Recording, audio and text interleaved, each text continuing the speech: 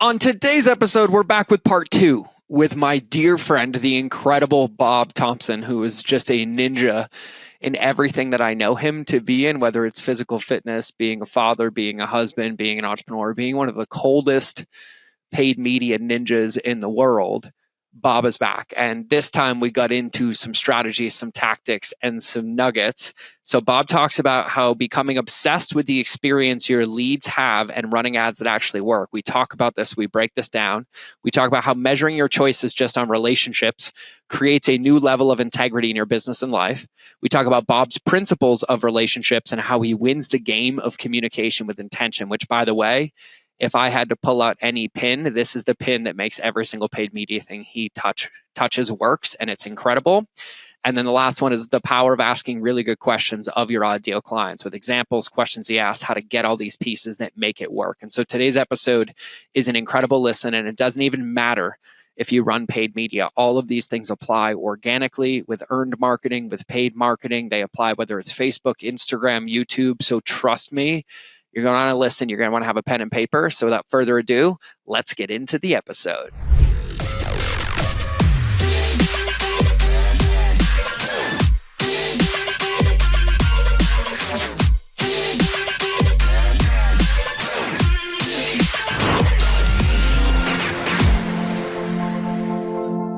All right, everybody, welcome back to another episode of the Mind of George Show. And I'm actually stoked because this time we get to do a part two, and it's going to come back to back to you. And I actually think it's only like 2 weeks for us. Yeah, super quick. Which is like super nice because we live together and we happen to do it. Yeah. And so I'm incredibly excited because my dear friend Bob Thompson's back. And on the first show, we ended up talking about mindset and life and a lot of deep foundational things of like how we think and how we view the world. And I was like, hey, we're going to get into business. And I can't tell everybody like how excited I am. We just looked at my Whoop. I slept 3 hours and 27 minutes last night because I landed at the airport at like 2 a.m.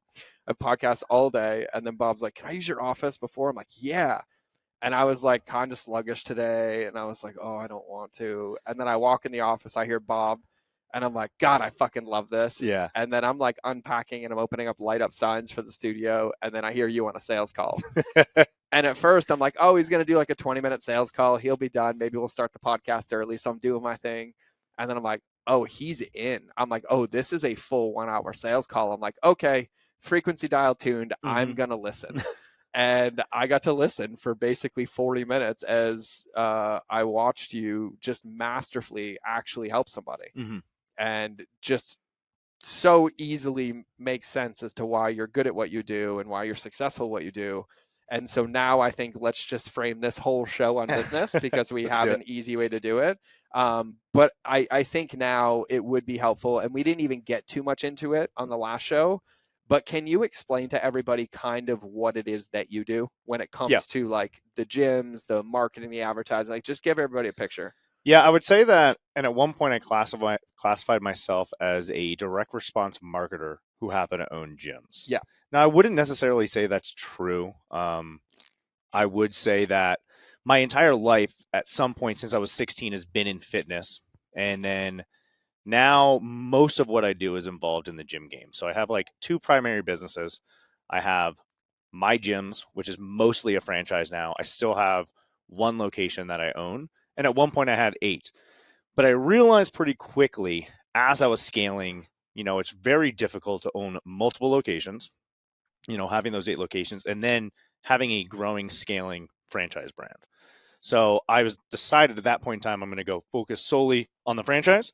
And then also in the last couple of years, and most recently towards the end of last year, started doing more consulting for gym owners who are opening up, going to scale their gyms, or turning around their gyms. So that's really the focus now. And of course, there's some other stuff that involve marketing and e-com kind of stuff, mostly in partnerships. But it's really about growing and scaling gyms, and we rely heavily on paid marketing and sales in order to make that happen, so that you can actually have a business that is not reliant on at one point in time. Yeah, and I think what's an important call out is you rely on paid media to do it aggressively in the beginning to build a community. Yes. To no longer have to rely just on paid media, so you can leverage owned and earned media. 100%. Because like word of mouth is phenomenal. Yeah. It's really difficult for most people to manufacture it. Like, I can't predict the amount of referrals I'm going to get and when it's going to come in. But if I'm opening something up, like, I need to grow it fast. Yep. And if I can grow it fast, get people's attention, get them interested, get them signed up, I'm going to start getting that word of mouth as long as my experience is really good. And then I'll have good word of mouth.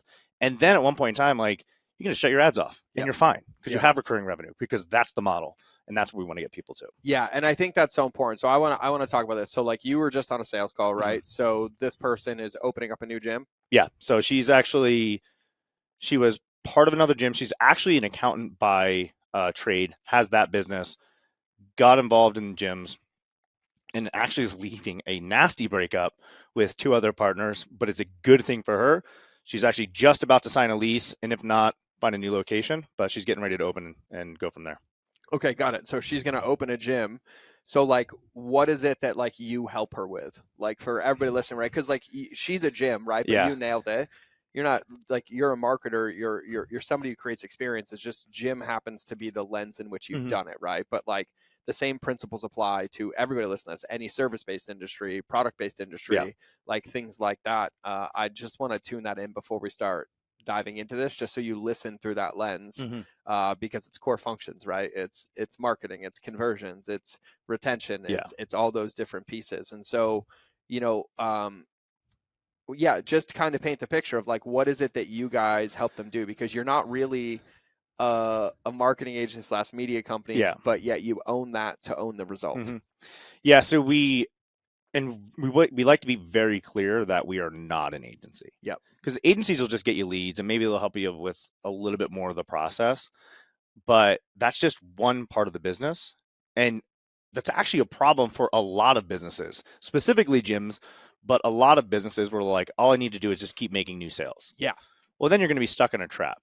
And as a business owner, as an entrepreneur, I don't want to have to make sales every single day in order to actually make some money, especially when you're in an industry where there's some level of consumable subscription, repeat buyers. So for us, when we bring somebody in, we're really good at that. Like, I am 100% the best at running traffic for gyms, getting super high quality, super cheap, high quantity leads that are like your perfect client. But we do that so that you can have that client base, be able to then build up the membership base, and then actually have a real business. Now, in order to do that, we need to coach and consult with the individuals who are owning the gyms in order to develop this, sales skills, in order to develop the delivery skills, in order to actually create an experience that people are going to want to go to, because that's retention. And that's where a lot of people miss, is like, I can get people in, but if you don't know how to sign them up and if you don't know how to keep them, you're going to have a really shitty gym. 1,000%. And there's so many like principal nuances that we're going to unpack in this, but with that one too, it's so crystal clear for everybody listening that it's never really about the recipe on the menu, right? Like the dish on the menu. It's more the experience around the whole thing, right? And I'm gonna ask you this question because you're like, when I'm starting, I want to get word of mouth. So I'm gonna use paid media. I want to go. I want to build that community. And you're like, I am the best at it, getting high quantity, high quality, cheap leads. But in order for that to be effective, there's a lot of thought and things that have to go into that. Yeah. So what are some of the things that you believe or that you think about or that you put into that you think is the reason that your paid ads for gyms or things like that are so effective? Yeah. So I think going back to that, part of it is my obsession with paid ads, but also, I mean, when I first opened my gym in 2012, I opened it like most other people. Like, I didn't have a business background. I really like training people. I had a couple people that encouraged me to go out on my own. I originally started in actually like a client's basement, which was awesome. And then I was able to find a location. And right when I opened, I was like, oh, okay. Like, I don't know how to get clients. And now I have no other income. I saved up like 20 grand. And I opened, I had maybe $1,000, less than $1,000 in my bank account. So I was like, I got to figure out how to get clients. And originally, I was able to, just from honestly door knocking, making cold emails, cold calls. That's how I originally was able to grow. Once I got them in, I was able to deliver awesome service, get people great results, and they would stay. And we'd start getting referrals. I did notice when I opened my second location that method is not scalable. One, I built myself a job because if I went to my second location, the clients would go to that location and Yep. then would not go to the other one. Yep. And then also, like, it only got me so far. I wasn't able to actually get enough clients for the second location. And I was running out of money. So I had to figure out a way, how can I get people to come here without me having to do the manual labor or anything like that? And that's where I figured out paid traffic. Once I understood how it worked, the power of it, I then just went on a rampage and opened up location after location after location. And then as a result of this, I realized how powerful it was, how powerful, because like the first thing I ever did was I picked up The Ultimate Sales Letter by Dan Kennedy. Mm-hmm. I wrote some sales copy, threw it on Craigslist, got some clients. And that's like where the light bulb moment hit for me. Mm-hmm. I was like, this works. I can actually attract them to me instead of me having to go to them. But once I realized how it can work on a larger scale and learned essentially like Facebook ads and putting an offer out there, I became obsessed with it. And since I had so many locations, and this was the lifeblood of me, like opening locations, scaling locations, bringing in clients, it's one part I never could give up, because even when I brought in somebody to kind of help me with it, they would usually drop the ball. Mm-hmm. And then I also found, like, when you have 8 locations, people are looking at you just as like a dollar sign. Mm-hmm. So like they would just give you some sort of crazy thing because they just wanted to get like a whale client. And I was like, all right, I'm not going to be that. This is too important for the business. Yep. I could, as a gym owner, I could easily get somebody who's super passionate about training and helping people, and then put them in that role, teach them my system, and they would crush it.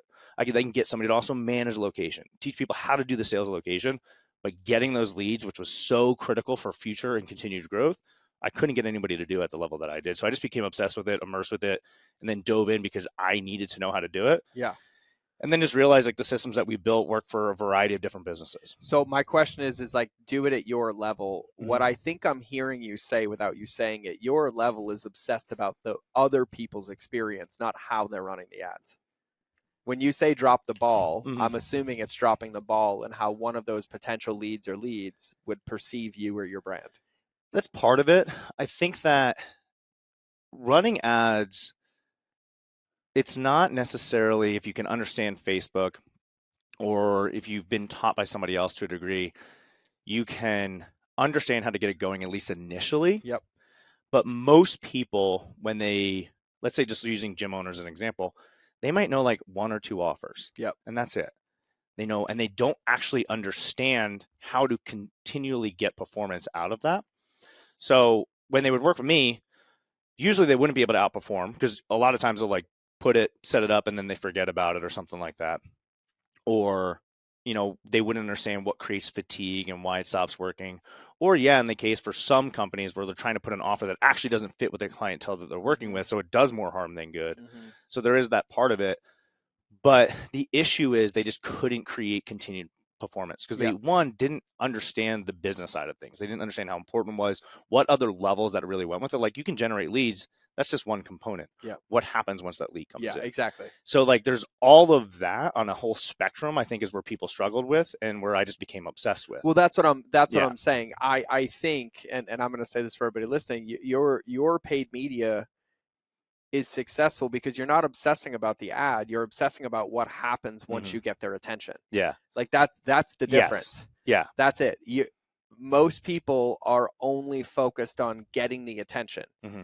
You start with, what am I going to do with this attention once I have it, to make sure that you don't get it and it turns into a negative experience or a black hole or a boom. So like, I think that's important to call out, because like that's what I've been trying to get to, because like that's not how people look at paid media, right? And that's all customer journey. That's what's underneath all of that. But it's understanding that when you're running an ad to get somebody's attention. And then when you have that attention, you have to start doing something with it, taking them on a journey, moving them somewhere. And that typically is not to the altar. Correct. Right. So you think like that. And I wanted to call that out because it's in the undertow of everything that you're speaking about. Yeah. But for everybody listening, like you said it, you can learn Facebook, you can learn the tools, but also like understanding, like you said this as well, paid media is a plant in a garden that requires basically guidance or supervision every single day. Yeah. Right. You might not have to water it, but you got to look at it and you got to check it, and you got to check it a few times. Right. And there's ad fatigue, and there's creative fatigue, and then there's buying cycles, there's offer fatigue. There's so many things that are roped into it. And people have looked at it for years of like, oh, I put $1 in, I get $1 out. Right. I do this. And there's so much more nuance inside of it. So with that, I wanted to say that because I know you know this, Yeah. but when you're answering it, Well, I wasn't picking on exactly that, but I agree. I think it's thinking about the end result. So like when yes, I'm growing a gym or any sort of business where people are going to come back, like I'm thinking about the recurring revenue. yeah, And I want to have customers that are like, well, and it also comes down to retention starts from the first interaction they have with you. yes, So if I have somebody who then sees my offer, and then it's how I speak to them the first time I get in touch with them, when they come into the enrollment process, how I then essentially sell them, which should be focusing on helping people, not trying to hard sell them. which we'll talk about that. And then it's like once you get them in, like they're determining all throughout these initial interactions, are they going to stay with you for life? And that's Yes, what I'm trying to create. Like we have clients that we've had since 2014 when I first started running paid traffic, still at those gyms. yeah, So I 100% agree. And a lot of people think way too short term, or they're like, cool. If I spend $1 in ads, I'm going to make $5. So all I got to do is spend more. Well, the price of paid media is going to continuously go up. But if I can get those people, and the cool thing in the gym game is like you can be profitable on the front end. you can. Most businesses aren't. And then we add in the fact if somebody stays for 6 months, 9 months, 12 months, 18 months, 2 years, like all of the lifetime value and profitability. Yeah. But it happens from the initial interaction. It happens from the initial offer, from the initial conversations. And one caveat that I want to add to that, or one supporting piece, is that also that's in the lens of revenue, but in the lens of attention, it is also the same.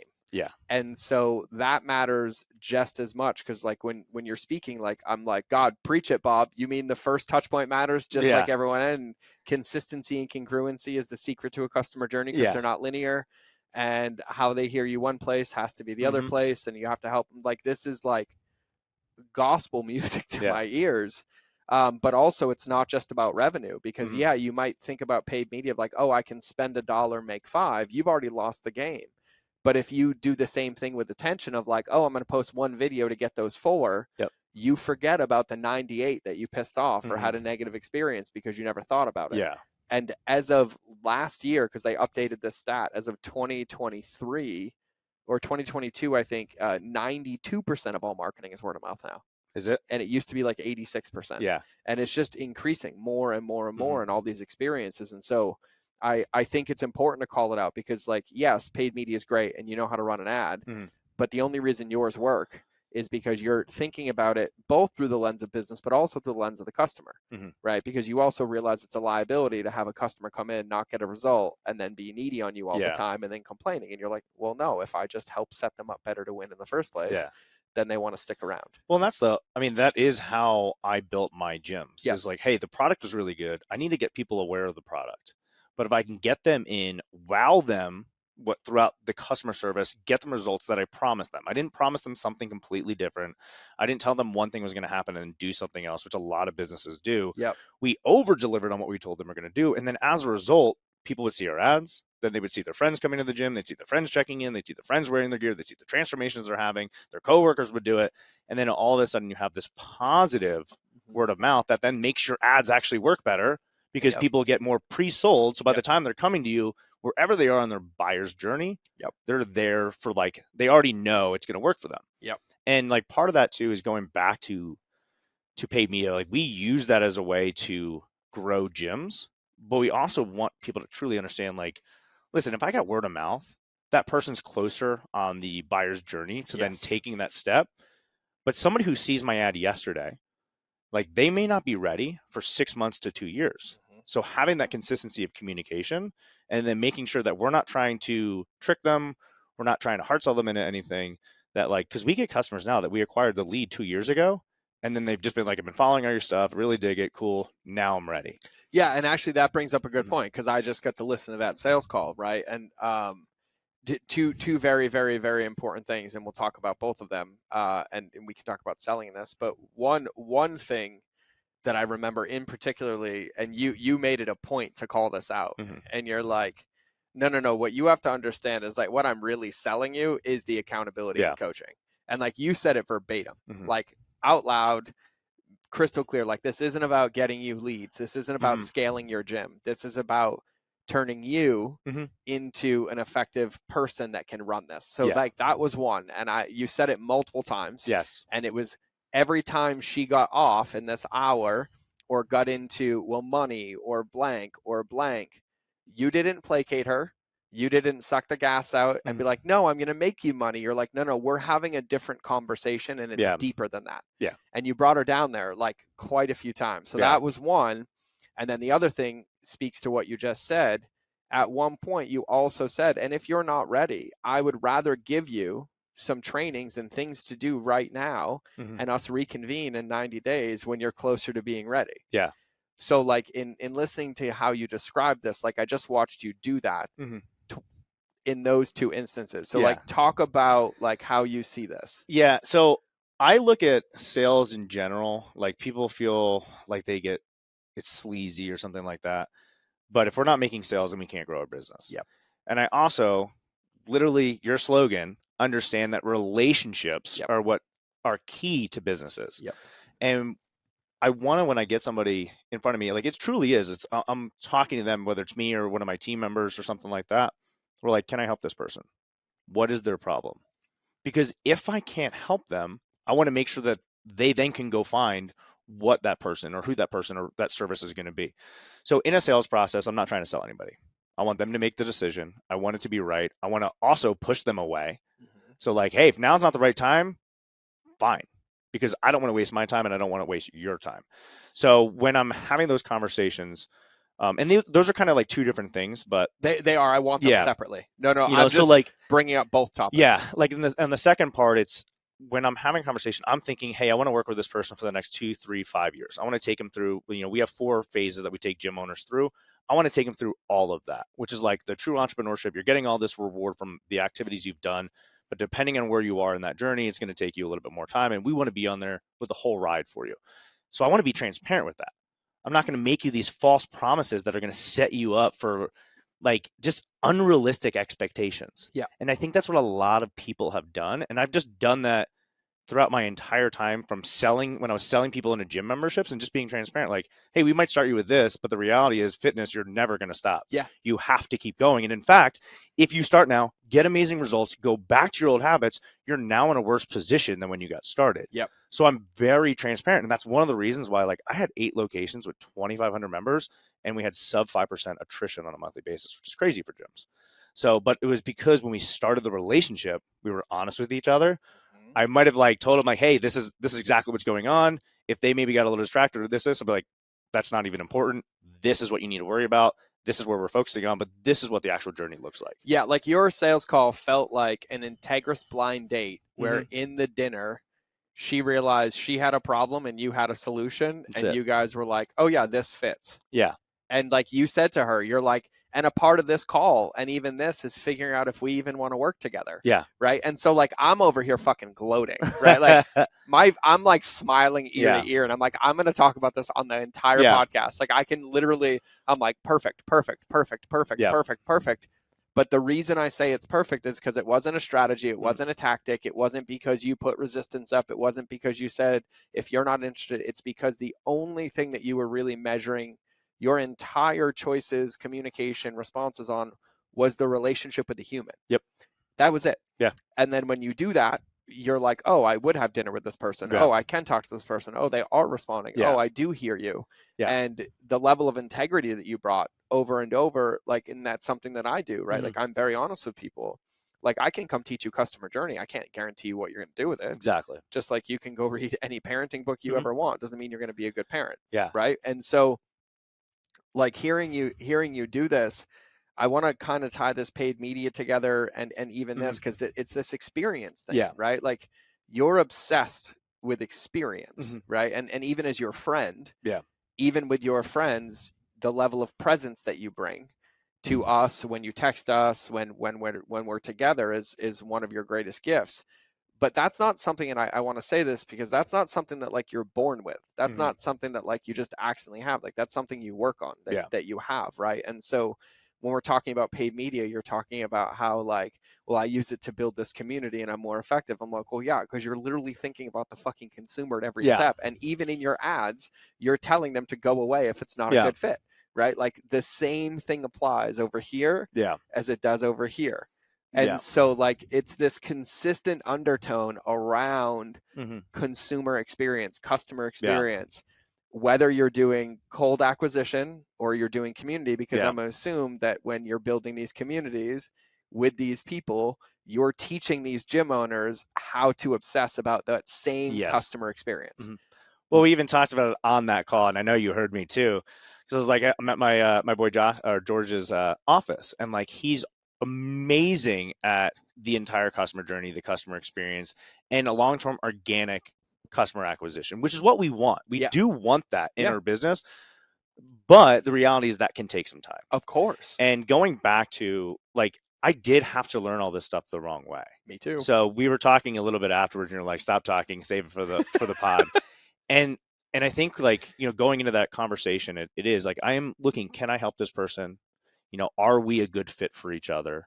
You know, are we on the same wavelengths? And like, is now the right time? Yes. Because if any of those things are off, then we do both of us a disservice. So really, like, sales is generally somebody has some level of problem. You have a level of solution. Is it going to be the right fit there? And then helping them understand how that is. Whereas too many people, and I've gotten away from this in almost all of my marketing, all of my sales, is too many people focus on the offer. Yep. And then they focus on the guarantee. Yep.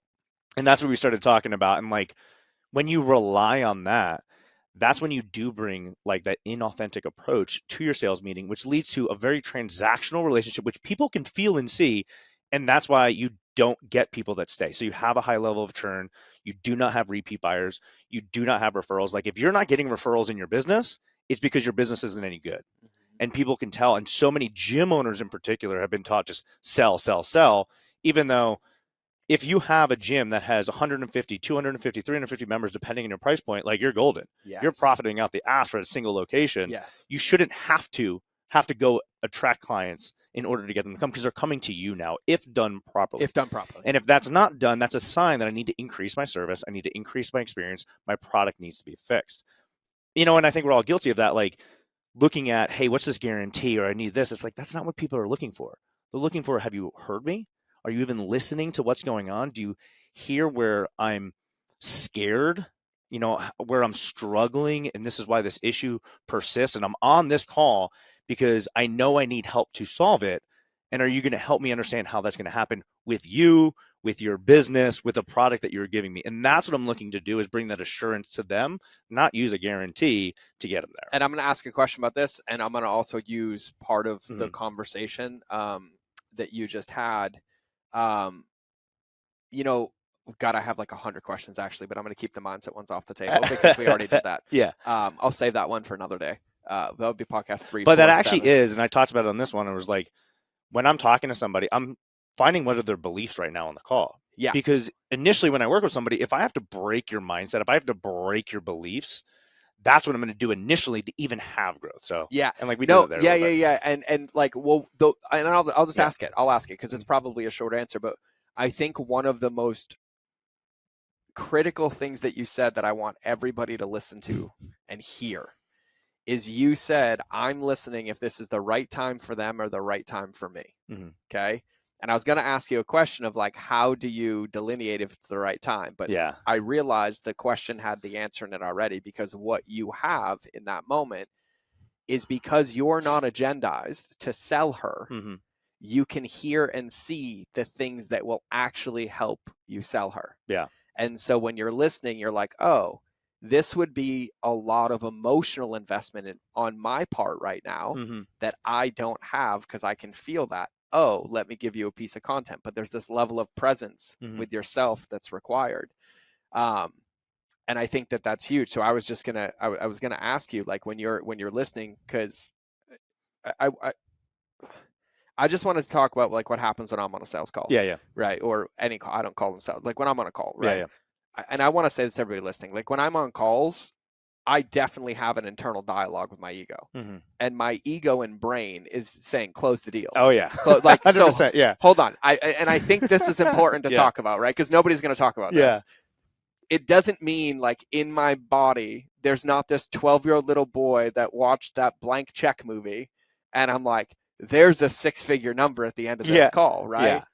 But the thoughts don't dictate when they're there what my behaviors or actions are. Yeah. But when I catch them, I'm like, oh, I'm not being present right now, right? And it's more of a muscle than it is this thing. And I wanted to say that to everybody because I think it comes from experience of doing it wrong for so many times because, yeah, I think it's important to say that. I realize as we've been talking about it, we're like, yeah, we're just listening for where they are. And I'm seeing if right now is the right time. And our brains are like, yeah, but where the fuck is your next dollar coming from? Like, you know what I mean? Well, and like that's part of actually, and I wrote down a framework, and it's probably very similar to a lot of other like philosophies when it comes to sales.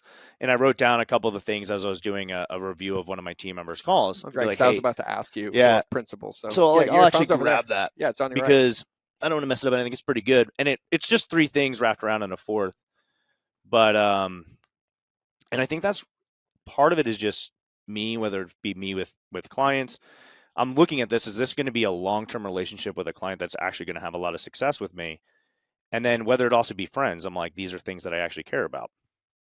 So the number one principle that I have is I'm curious yet challenging. Yes. So that's when I'm listening. And that's where a lot of people is on a call, in a conversation, they're not listening to actually find out information. They're waiting for when they can start talking.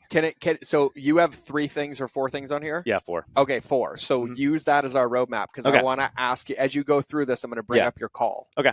So this first one, I was going to bring this up in a couple of minutes about your questions. Yeah. And boy, oh boy, I give you an A+ for questions. If you want an attaboy or a cuddle session, I'm in, right? Well, my self-worth is tied into my ability to sell to a degree, unfortunately. Well, no, and like, listen, all of us, like right now, my self-worth is tied into me having veins in my abs. Yeah, exactly. Right? Like, it's picking something to put our energy towards, right?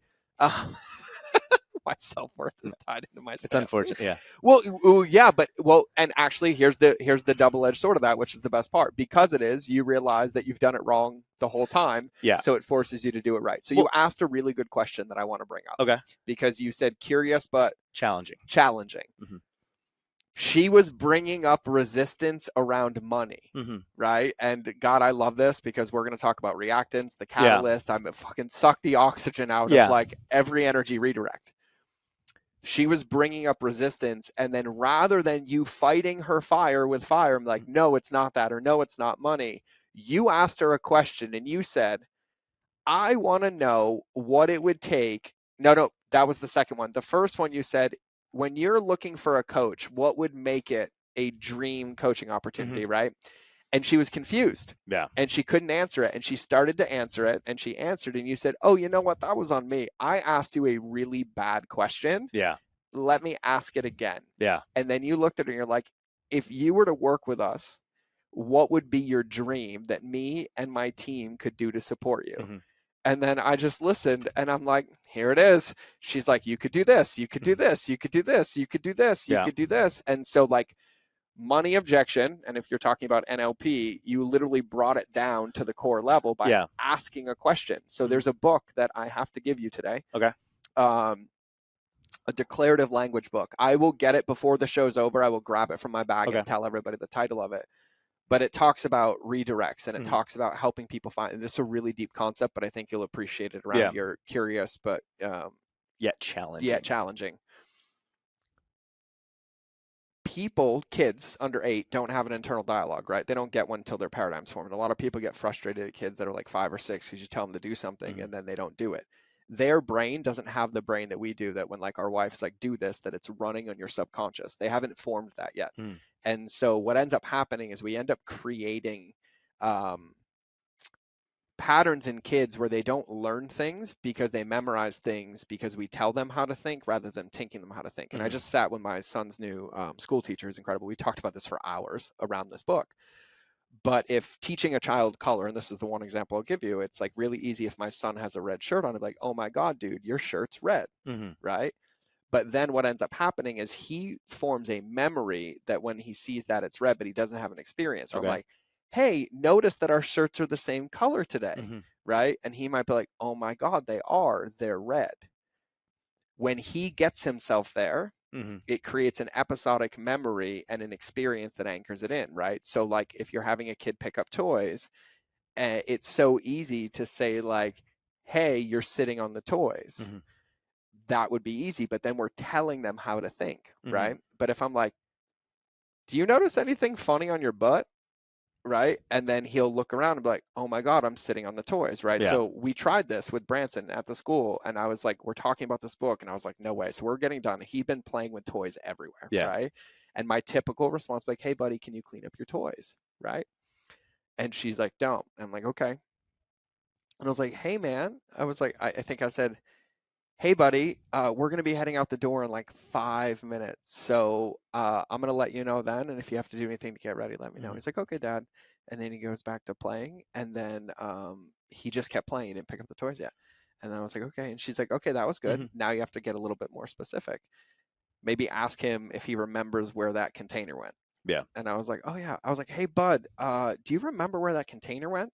And he like stopped for a minute, looked around, stopped playing, started putting toys away, picked up the whole room, put it up, and said, I'm ready to go. And I was like, oh my God. And I realized that when adults or entrepreneurs or anybody, when you're in a challenge, your body mimics trauma behavior. And so you have the same things. And what ends up happening is we're like, oh, but I'm struggling with this. Tell me this. Mhm. And then they think they want us to be like, well, no, remember, no, you do this, you do this, you do this, you do this, right? So like an example I use now is like if you have somebody like a client, I get this call all the time. My number one client fired me. Yeah. My life is over. My business is over, right?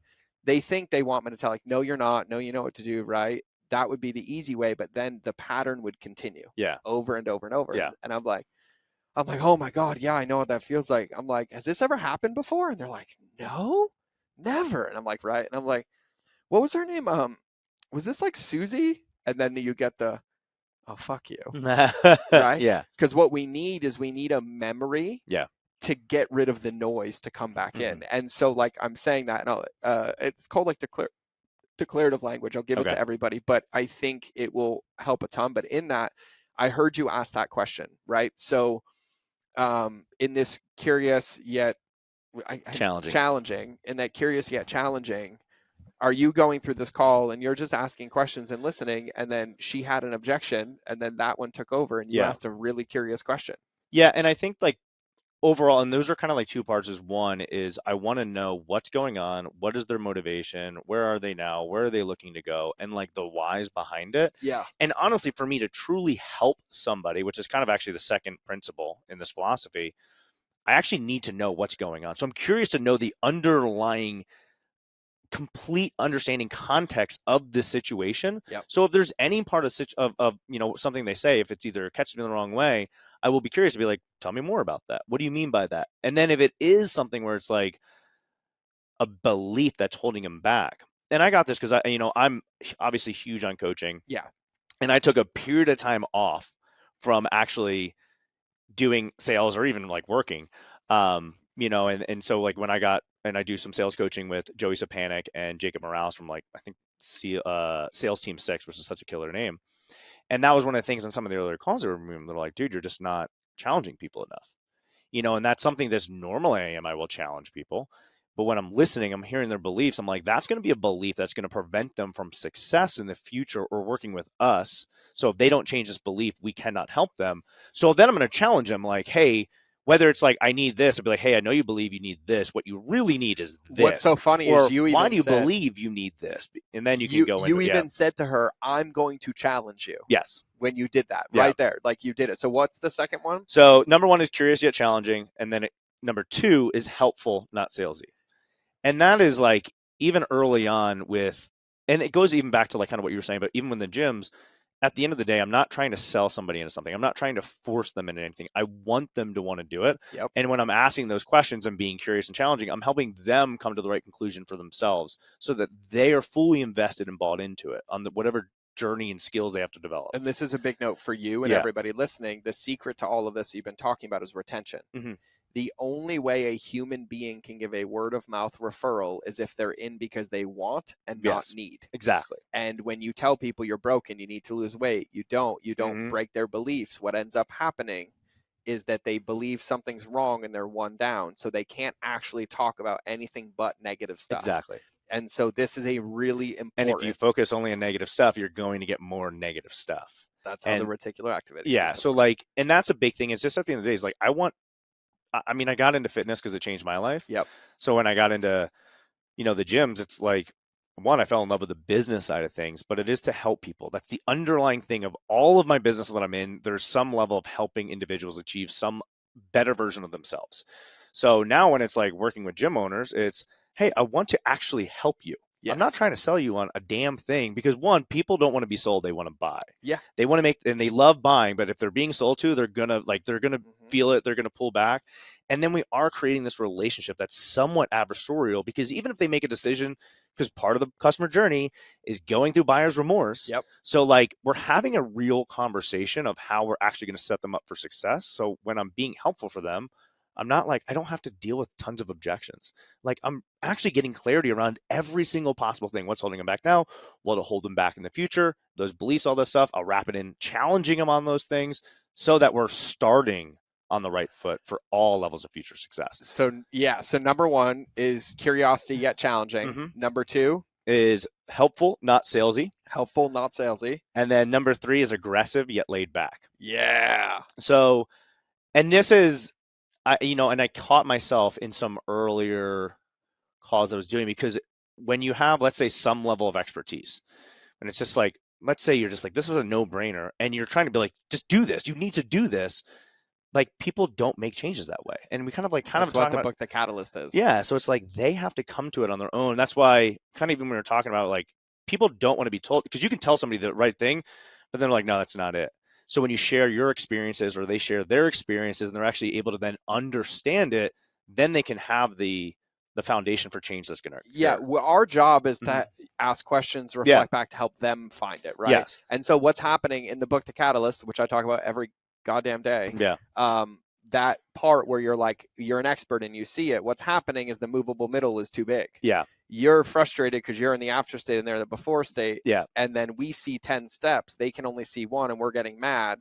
Yeah. And then we try to keep telling them to take 5 or 10 and they can't. Yeah. And so what we have to do is be patient and help them find the first one, and then the second one, and then the third one. And that's like, being laid back is like, you're not tied into the outcome that's necessarily going to occur. So it's like, listen, whether or not you make this decision doesn't impact me. So that's the laid back nature. The aggressive is like, you have to get people out of their comfort zone. Like, so Taylor Welch says in his sales philosophy, wraps in like, people are going to fight like hell to stay in their comfort zone.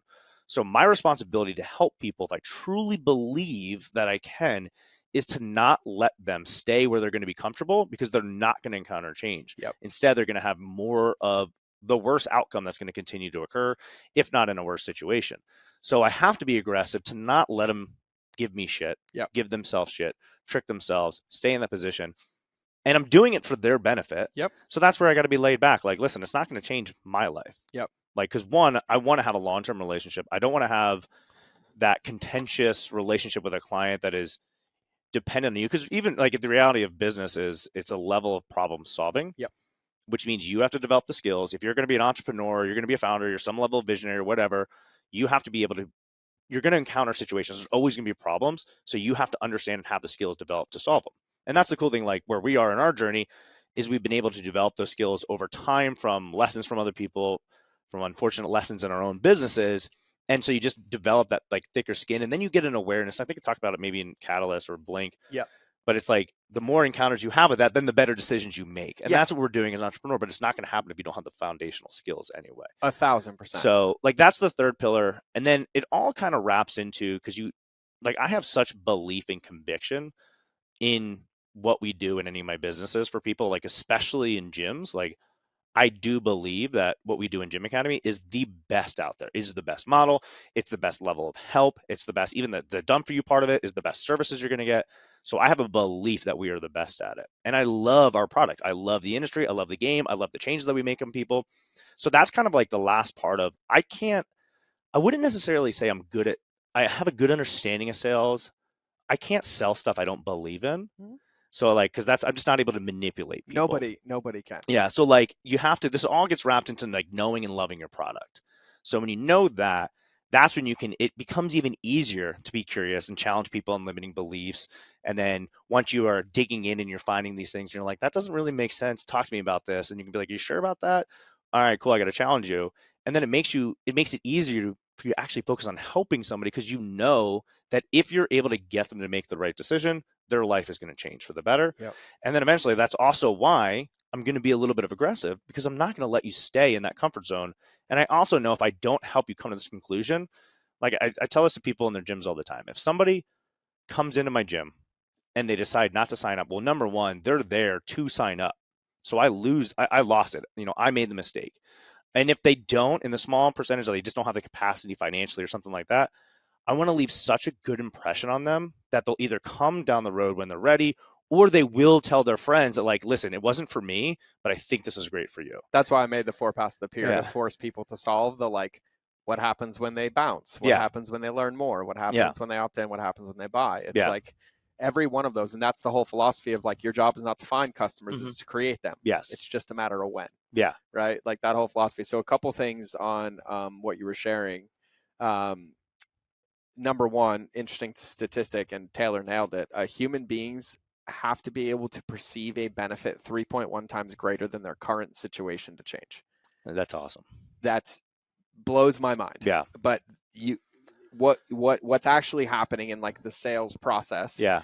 is you're helping people collect enough evidence to find a perceived benefit Mhm. 3.1 times greater than their current situation. Yeah. That is the exact thing that's happening psychologically. It's been studied. Jonah talks about it. There's all these things on it. I didn't know that, but I've always gotten it from, like, Russell. He said, when I'm putting an offer, Yep. and I tell those people, like, I want you to feel as if you're getting 10 times the value of 1000%. what I'm giving you throughout our entire relationship. Yep. Because if, obviously we talk about retention. So whatever, let's say that recurring fee is, I want it to be a no-brainer. Yep. Like, we're like, I'm getting so much for this. This is the last thing I'll ever get rid of. Yep. Exactly. And that's, I think that's the important part in all of this. Like, in everything that you talk about, you're always talking about value. You're talking about integrity, right? Mhm. Like, but you said a minute ago, know your product, know your service, and you have to have a belief in it. But I think the one part was missing is also know yourself and have a belief in yourself. That's a good point. Yeah. Because when you're speaking, like, when you're on these calls, the only reason you're unattached is because you know yourself. You might still need the revenue,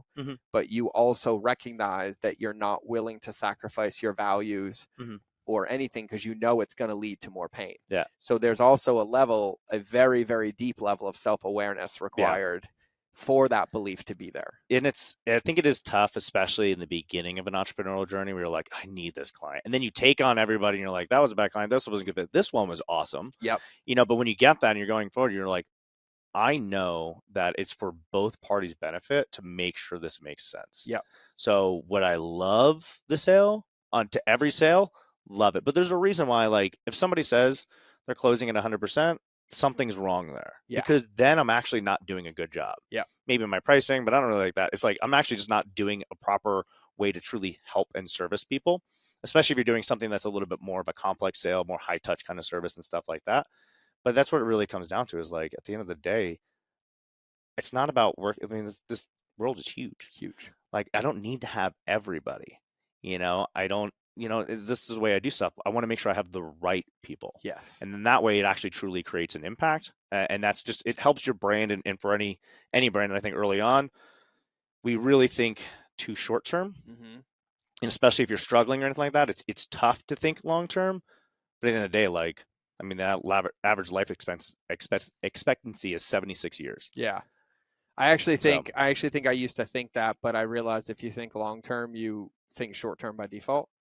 So it's just easier. Because, like, if that's how it is for me, like, my behaviors, my things like that. Like, I used to always only think short term. Like, vision scared me and vision boards scared me, and they still do. I don't use them. So I don't, but I make sure that the things that I'm doing today are also benefiting me a year from now, 2 years from now, in my content, in my business, in my mindset, in my body, in my, like, as Benjamin Hardy says, like, investing in my future self. Yeah. But then as a byproduct of, like, maybe in business right now, I'm not doing this, but I'm still training like I'm on a world tour, standing on stage 16 hours a day. Yeah. Right. So, like, there's this thing that, like, if you focus on the long game of, like, I want my podcast to be here for a long time. I don't know what it's going to be used for. I don't know where it's going to go, but I'm like, I'm going to protect that. And even if, like, I'm like, I don't want to do marketing anymore, I'm probably going to keep protecting the show. Yeah. You know what I mean? So I don't know. I think for me, what you're talking about, and you're even like, oh, I'm not good at selling. Yeah, you are, because I'm very good at selling. Well, because here's the thing: what selling actually is selling is what I would consider ethical selling is when two human beings integrally come together and recognize that you have a problem and I have a solution, and it's worth paying me money for my solution. That's selling. And the only way to do that, human beings need 3 things to make a decision: seen, heard, safe. Yeah. Done. Right? Like, can't whip out your credit card if you're not seen. Can't whip out your credit card if you're not heard. And you sure as shit ain't going to whip out your credit card if you feel unsafe. And so, like, your 3 are absolutely incredible. And then the one thing that I wanted to bring up, and I think this is huge, and I don't know, you know my 5 steps: the acknowledge, prepare, project, pre-handle, excite. You did it on that whole sales call. Like, literally, like verbatim, because you were talking about one of your principles, like being curious, you know, and then she would bring it up, and then she would tell you the objection, and then you would pre-handle it 30 days from now. You're like, no. It's probably going to get there faster, but we're going to plan for this. And it's going to get messy here, and it's going to be here, but we're here. And here's my personal phone number. Well, I think that goes back to one is like, because I do focus so much on the customer journey experience to have long-term amazing relationships. So many people, especially now, because they're so used to these outlandish offers that they're seeing that suck. So like, we don't do any of that in our marketing, where they're having these, you know, these crazy guarantees. So I try and honestly, purposely, if I'm setting somebody up for true success, I'm like, so what is this consequence? What's the worst thing that's going to happen? And we're going to examine that. We're going to sit in it. We're going to get uncomfortable. And while somebody else makes you some guarantee that then it just starts this relationship wrong, we're going to talk about the truth and the reality, because like, we're friends. You would never hire an Olympic coach to help you win gold and look at your training after you came in 6th and be like, yeah, you'll make it. Yeah. No, I guarantee you win, but we're not going to change anything. Yeah. No, like, you need to talk about, like, no, you're good. You might lose. Yeah. Like, you might break your leg. You might not even make it to the Olympics.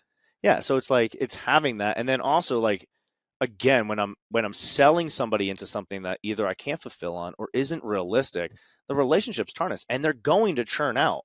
So there's no point in doing that. So being authentic and honest with people are truly going to help them. Yeah. And I think, like, going back to one of the things you were talking about earlier, is thinking long-term. Like, I'm big on vision. I don't do vision boards, but I always want to think about what is the potential end result that I'm going for? What am I building towards as a whole?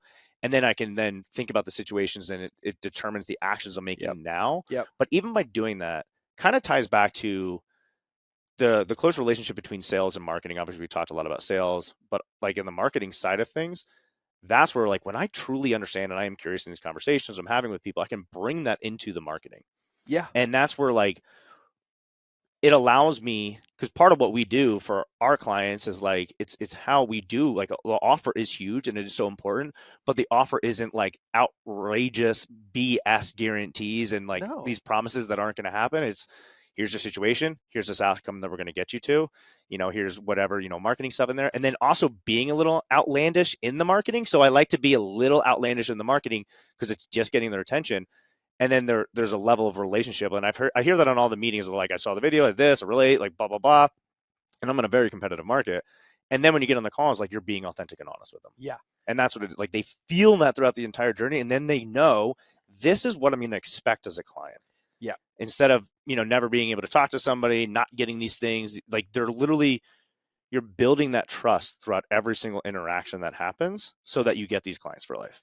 Yeah, I feel like I don't need a podcast. You can just talk about, like, I can literally take everything you're saying and put it into one of my models. I know. On the wall. Like, nope, there it is. Yep. No, it's, but like, to even hear, like, 2,500 gym members, you're in eight gyms at your peak. You've spent so much money on paid media. You're running this for many people. Like, this is like a decade of, like, no, this is the only reason it's worked. Yeah. Like, I say that for everybody listening, because we both learned the wrong way. Oh yeah. Because it never worked. It never stuck. And even now, to this day, I'm learning business lessons now that are very, very painful, that I forgot about, or that I got complacent with, or right. And it's like, it's a constant reminder. Okay. Yeah. Yep. Here we go. And, you know, like, even when you're saying, like, you think about, like, those restaurants, like, I'll not, like, Hash House a Go-Go, right? There's one in Vegas, there's one in San Diego, but you go get chicken and waffles, and the plate is like 18 inches high. Yeah. Right? Like, I'm talking, this thing's probably like 10,000 calories, right? You go to that place, it's loud, it's obnoxious, you love that experience, right? But you're not going to go eat dinner there every single night. That's what most people's offers are. Yeah, that's a really good point. Notice that the place that you consistently go, because it tastes good. It's Mhm. the same experience. It's predictable and it works, Yes. even though it's boring. And Yeah. that's what success is. 100%. I love that, like, when we talk to our clients and what we did at Legion and what we encourage all of our clients to do is, like you just talked about, you're not going to go there every night to eat dinner. What I want people to do through the experience we give them is be the topic of the dinner conversation. Yes. Like, I want my product and my service to be so good, and it's not some outrageous guarantee that I'm giving somebody or something like that. It's the experience that they're feeling and encountering and having is like, they're going to want to tell everybody. Now, by having some sort of like predictable way to get clients, like, that is just a lever that we can pull, bring in the perfect client for your business so that you can actually truly serve them, love it, not feel trapped, and then deliver the amazing product and service so that they tell everybody they know about. Like, that is the goal of business, in my opinion. Let me just do this again. So if you haven't read Contagious, Bob is talking about what's called a social trigger. For everybody wondering how I built Civilized Caveman, when the algorithm was there and food blogging was done, and no one could grow Facebook pages anymore, and I added 200,000 fans, right? I used bacon. That was my secret. So I was posting recipes, they weren't catching, and then I would post a bacon meme, and it would go viral.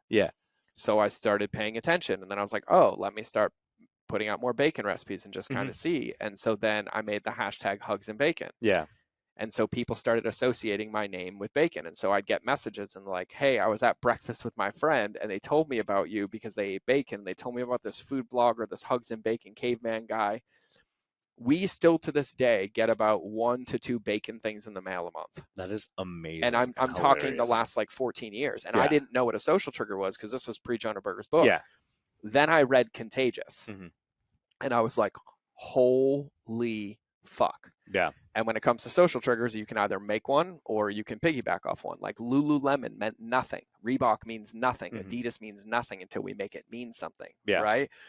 And with that, then now the reason that pink is everywhere was intentional. But it wasn't created by me on purpose again. It was, I happened to be wearing pink shoes because Branson was told pink was a girl's color and it pissed me off. And I've told this origin story and I corrected his teacher and said, I'm going to wear pink until it's his favorite color again. And in that process, I end up keynoting to like 1,000, marketers. And then they're like, you're that customer journey guy with pink shoes. And I was like, there it is. I literally called my team and I'm like, it's black, white, and pink now. And they're like, what? I'm like, that's the social trigger. And then literally boots, branding, website, and it is my favorite color, but that is a social trigger. And in this, I think it's important, as you say this, when you're talking about people talking about you, in the book Contagious, when he talks about social triggers, he also talks about the word of mouth referrals. And that human beings only share for one of 5 reasons: humor, credibility, education, social status, or controversy. And if you don't give them one of the first 4, they will only share the 5th. Right. And so my favorite quote is, if you don't tell them what to say, you won't like what they say. Right. And that all comes down to experience, because what you're thinking about is deeper than the dollar. The dollar, completely fine. Hey, here's this menu item I have. You're hungry. Let's exchange.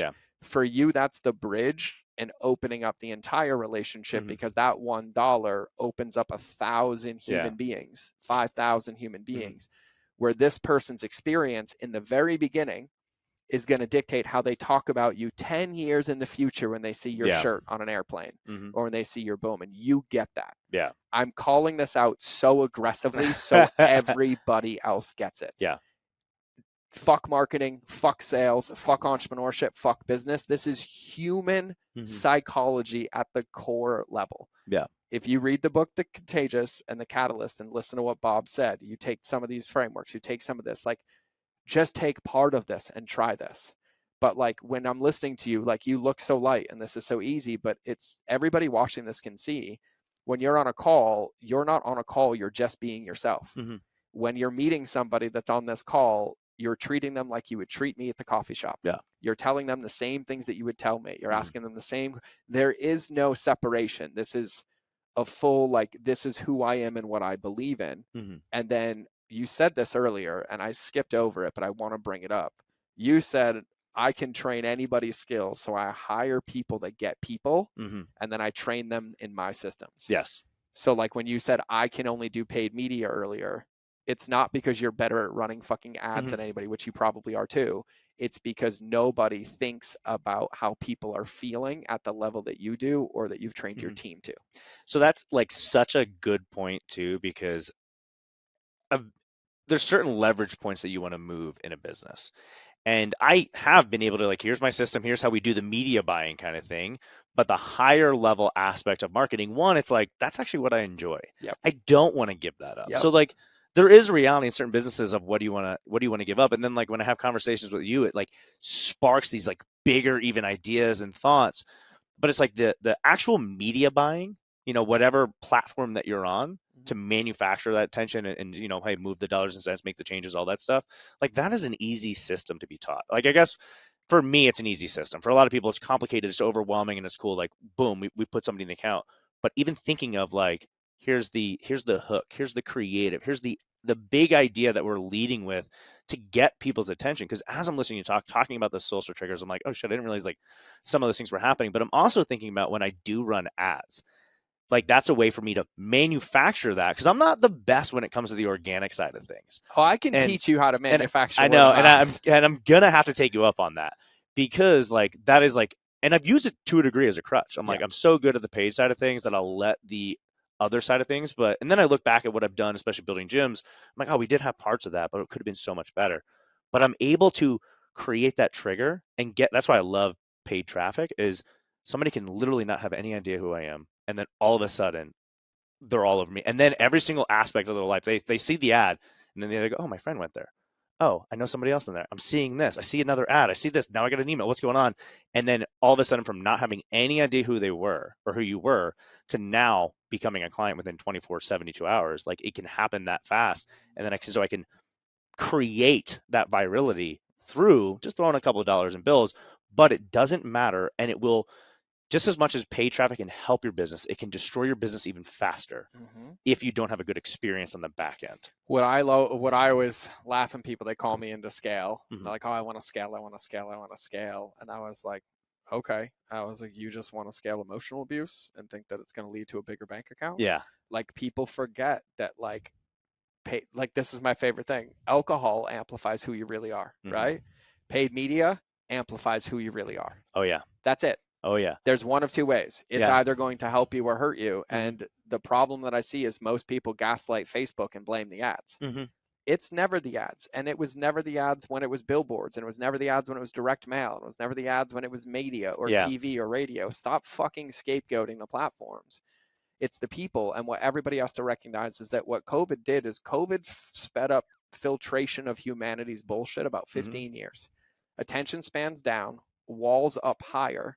The amount of touch points required to even get them opened to feel seen, heard, and respected and safe is up 5 to 10 times. And literally the only strategy and tactic that works is consistent and congruent relationships. Yeah. Like it's the only thing. Yeah. You watch people right now that literally would DM their favorite person once a week for a year. Now they comment once, don't get a response, and they unfollow them. Yep. Right? Like that's the level where people are, because there is 1 billion times more noise trying to get into their life than there is space for it. And you have to earn the right to have a seat at that table. You have to earn the right to own real estate in somebody's home. I think that's such a good point of what you're saying, is you have to earn the right, and people feel as if they deserve it. And and I think, because I know we are getting close to the time. We are. No, we're wrapping. And, so I think an open loop to leave on, and I think this is we'll do part 3. important, especially with the increase of AI. And we haven't even, I'm so curious to know your thoughts. Oh, let's do the next episode on like this one and then AI, and we'll do that one. Because like AI is going to make your ability to have relationships even more important. Yep. Because it's going to replace a lot of stuff, but what people are going to be looking for is that personal touch, is that relationship.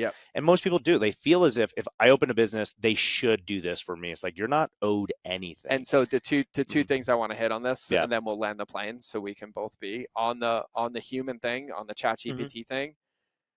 I don't know how I knew this, but like from day one of me teaching customer journey, I said this like 9 years ago. I said, the purpose of automation is to automate everything in between a human and human touch point. And I'm like, at any decision point in a customer journey, Mhm.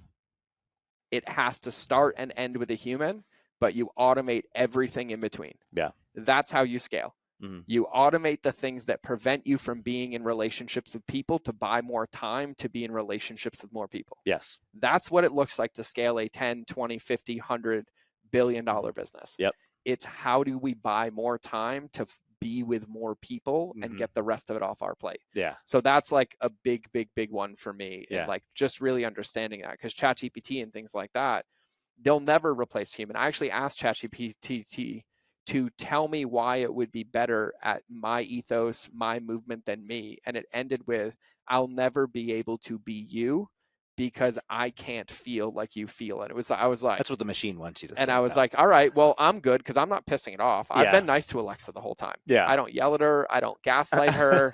Sometimes I unplug her, but I think other people have been meaner. So when she turns on, like, Skynet's not coming for Yeah. me. I believe that to be true. Let's keep believing it. Let's just keep believing it, Yes. right? But I think it's important, because the trap, and you fell into it, I fell into it, we all fall onto it, is like the moment something starts working and you're like, oh, I want to automate it, you automate the things that made it work. Mhm. If you run a business, don't ever forget that the people that you're trying to get away from are the ones that are paying for the food on your table. That's so true. And if you made your first money by being on calls with them and think you can get off calls with them and make the same amount of money, that's not how the game works. That's been the hardest part of this game for me, is taking my own medicine. Mhm. I don't feel like being here today on 3 hours and 27 minutes of sleep, except I did, and I'm fucking stoked. I would Yeah. change this for the world. I would have been here sleepless and puking, right?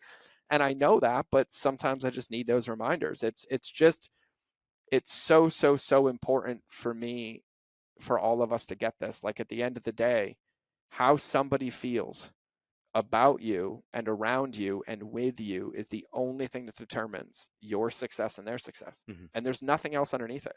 Mhm. And I don't care which way you slice it. You can tell me all day you don't care that your fans hate you, or you don't care that you don't respond to their emails. You don't care until I put all of them in a fucking auditorium and sit you on the stage and then tell me you don't care. You don't care because you're hiding behind the keyboard that you gaslight other Mhm. people for beating you down. You're just doing it differently.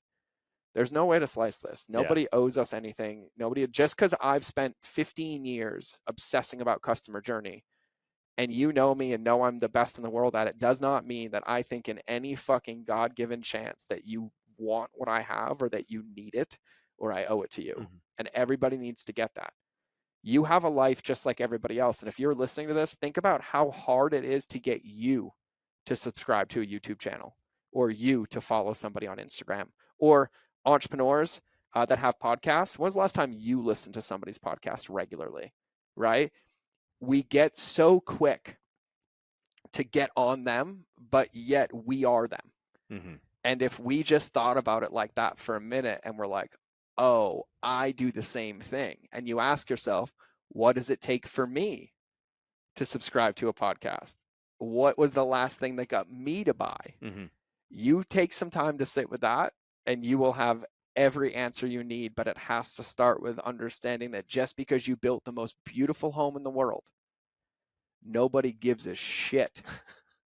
Because Field of Dreams is bullshit. Mhm. If you build it, they don't come. Kevin Costner lied to you. I literally use that just about every single day with people. I titled a podcast that Mhm. like 200 episodes ago. That was the title. Yeah. And I was like, what you missed is you tell them that you want to build a field, and then you build it with them. Mhm. That's the difference. Mhm. And we have to remember that, because everybody's competing for the same thing, which is attention, and everybody's lives are happening just like ours. Mhm. And yes, we know that we can help them. But if they can't even see that we exist, it's not going to matter. Yep. And so that entitlement has to go away, because your content's most likely incredible. Your offer's most likely incredible. Everything inside the box is most likely incredible. But when it doesn't work, instead of changing the wrapping paper, you throw it out and then try to make a new box. And the wrapping paper is understanding who you are Mhm. and who they are and what's going to get their attention. And the way that I do this, and I was like, I did this at an event. I was like, all right, everybody, my 5-year-old son, I'm going to put 3 Christmas presents under the tree, same one in each box. One, I'm going to put in like a vitamin bag. One, I'm going to put in a Paw Patrol one. And one, I'm going to put in like a toolbox. Mhm. Which one's he going to open? And they're like, the middle one. I'm like, great. If I put the other two there and didn't have that middle one and he didn't open any of them, does it make the toy inside any less valuable? That's powerful. And they're like, fuck. That's a good way to put it. And that's what happens. Yeah. Right? Because what you do, marketing, sales, functions, those functions exist. Mm-hmm. Mastery is not trying to do 85 movements. It's understanding that it's squat, deadlifting, and benching. And mastery is doing them better and more efficiently with more volume in more ways than everybody else, not doing them 85 different movements. That's what it is. Yeah. And so I think it's important, and it validates a lot of what you said and everything in this experience and all of it. So I will do round 3, probably round 4 and 5. Well, luckily you're up the street, so Right around the corner. Yeah, God. So first, like, I know there's going to be people that want to see what you do. Mm-hmm. Where can they go check some of this out? What's the academy that you said earlier? So the consulting company is Gym Academy. Gym Academy. Yep. So they can find wherever you'll see my ads. Yeah. Probably. If you're listening to this now, all of a sudden you're going to start seeing my ads. You will. Or just follow me or message me on Instagram at I am Bob Thompson. I am Bob Thompson. So yeah. So any closing thoughts? Today was a good one. Today was super good. I could continue jamming even more on. We can even get, because we actually spent a little bit more time on sales. We did.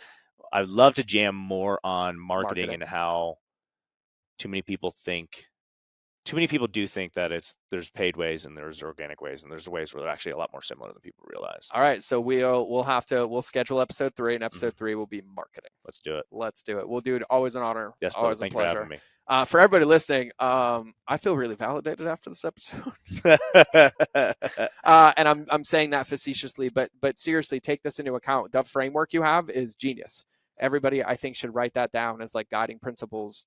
Take something from this episode. Like, look at a process. Look at where you're sending DMs. Look at where you're actively spending your time in your life and your business, and leave it. But then think about this conversation. What's happening when they're done? How can you enhance that experience? What can you change?